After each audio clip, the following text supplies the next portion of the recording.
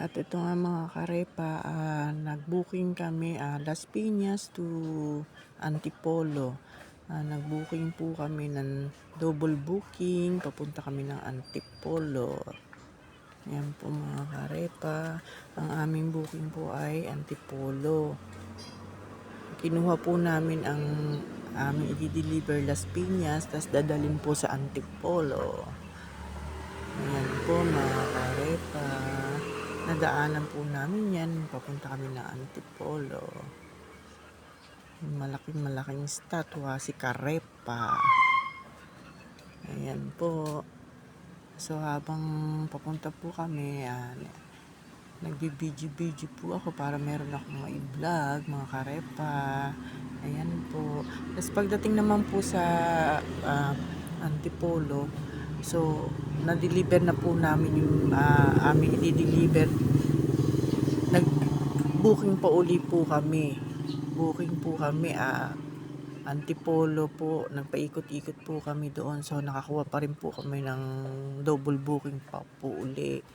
Yan po.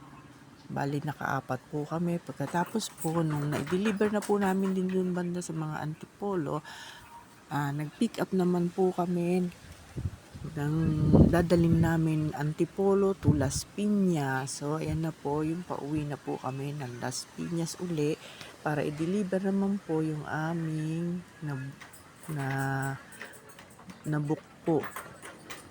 So ayan po, double booking din po yan. Antipolo to Las Piñas naman po.